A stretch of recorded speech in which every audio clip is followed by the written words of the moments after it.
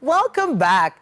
Now it's a Monday, and this is where we give the opportunity to small business owners, SME owners, to share their stories on our SME segment. Now, at the beginning of the year is a time when people are trying to figure out what they're going to be doing for the rest of the year. And one of those things might even be investing, might be changing careers, and connecting with their stories might help you make that decision. With us today on the SME segment, we have Mr. Abimbola Adefolalu.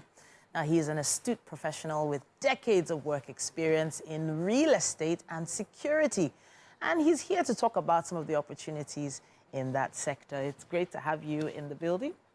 It is a pleasure to be here. All right, so now when I come across you in the studio, I don't really immediately connect with you as someone into real estate. I think maybe that's just judging a book by its cover. But maybe it could be because there's an interesting story behind how you got into this industry in the first place. Would you like to share with us? Yeah, absolutely correct. Yes. I grew up in the home of my father. He is a contractor. My mother also a business owner. So early 90s, I've been involved in going to site, using some tools. Okay. Even before going to higher institution. So I have passion for building, for doing things. Okay. I remember some times ago, I was able to work with professionals from outside the country. Okay. As early as mid-90s. So since then, I've been in my head, I want to do something different. Okay. I want to be a professional to the core, and I want to do it in a way that I will drive customer satisfaction, and also I will be good.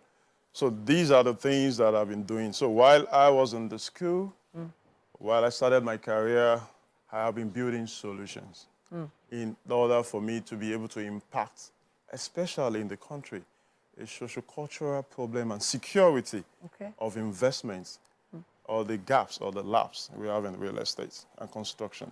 So now real estate, construction, and providing solutions, these are the key areas I hear you highlighting now. Now the real estate industry or sector, it feels really choked up right now. We're having adverts everywhere, billboards everywhere, people giving cold phone calls, calling people asking if they need real estate or they're ready to buy. But talk to us about how your business is a little bit different. Thank you.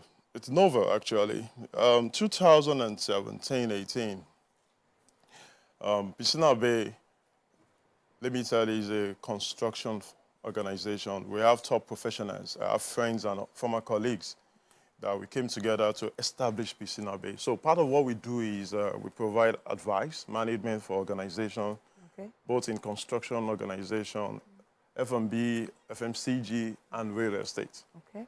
And we had the opportunity of bringing in on board an investors. We have hundreds of millions. We went to get a large property. We did our due diligence. Where was this property? The first one you... Lekki. Okay, all right. We put in the hundreds of millions naira there. After verifying the family credentials, the CFO, we were about to start constructing or putting in place some infrastructure. And we got to see police from Abuja everywhere. Wow. And we couldn't go on. And we were surprised. So the family that we bought the land from also came with their own police, and it was like a war. Wow. As I'm talking to you, we are still in court 3 years after. Wow. So I started thinking, and I also invited some professionals and said, this is a corporate entity. What about individuals that we hear the story, they fall into this? And then we started working on House and Land Naija. Okay. What do?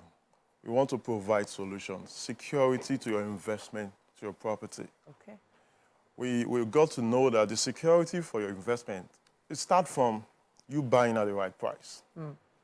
But we have seen unprofessional acts that is prevalent in the real estate industry. For example, a marketer or an agent or realtor comes to you and says, oh, that your property is 100 million naira.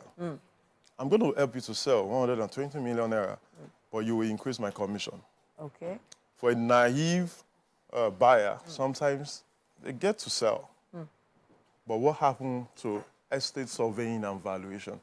So I have bought it 120 million naira. I can't even sell 110 million naira. Then there's no security for that investment. Okay. Another thing is the legitimacy of the property.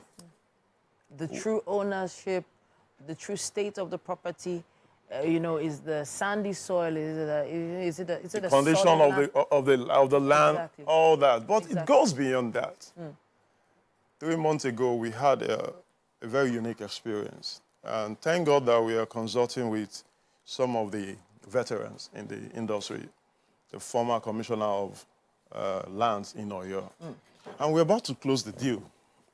But we found out that the same property that the developer built on, there is a financial problem in it. That is, the COO has a mortgage that has not been paid. Okay. So the owner, the buyer wouldn't know that. Of course.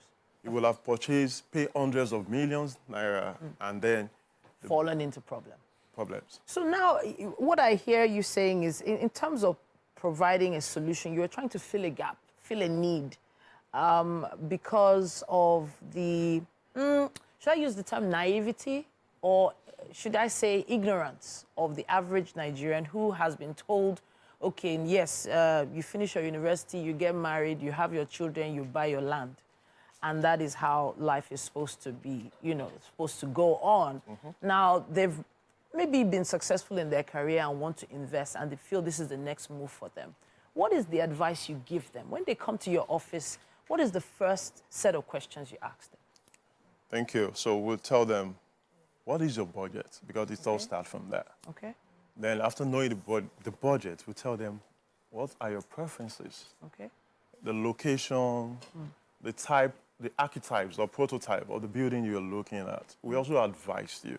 Now, the next thing is we'll tell you we are going to have, so we have a web app, for example. Okay. House and Land Naija. Oh, you have an app. That's Yes. interesting. Very So, interesting. and this app is also unique and novel. You cannot have access to it except from our office. Okay. Also, if you want to also enlist and you're a legitimate realtor, you also need to provide all the documents of the houses or the properties you're selling. We will verify. We'll look at the financial history of the property. We'll look at the COOs, whatever it is. Can I hold you there a second? Okay. Because now most real estate practitioners, business owners, make their money once land has been bought or sold, right? So now with your application and your consulting, how does your business make money? Thank you. It is a risk, actually. Okay. And the last time I was discussing with a partner, I would say, this is going to be a long journey. But it's better we do it right. So we don't make money, we spend money initially. For example, I'm acquiring your property. I'm going to the land. I'm going to the financial institution to confirm that that property is good to be listed on my app. So that's logistics. That's you are logistics. Second, Okay. I'm also going to have a valuer, whether within the organization, outside, to value and negotiate. And that person has to be paid. Has to be paid. Yeah. But we only make money when the sales is closed. So what about tens or hundreds of properties that we are not opportune to close the sales? Okay. But we have decided to go this route. Okay. Because at the end of the day, our target are those that are victims. Okay. Those in diaspora, Okay. those mid-income earners, someone that have saved up, and at the end of the day, is 100 million naira disappear. Because when we have those as our partner, Yeah. then in the long run, Yeah. we are going to break even. It might be a journey, but that is what we have decided to do. So what I'm hearing you say now is for those who have maybe wanted to skip the process of doing those proper due diligence checks, those are likely the people who fall into issues when investing in real estate. But for people like yourself who have provided solutions, you're in safer hands. Even though it might cost you just a little bit extra, you're in safer hands with a company like his when it comes to filling that gap. I have to say thank you for coming to share your story with us today. Thank you for having me. And thank you for what you do, because it's definitely a lot of work. It is. And in a climate like this, you have to have a lot of internal strength and of course, a great set of staff working with you to make sure that your work continues. Yes. Thank you so much for joining us. Thank you for having me. All right, at this point, I think we should thank him properly and take him to the kitchen, because we have something interesting going on there with Chef Walia and Winfrey. I think we have another guest in the kitchen as well, yes?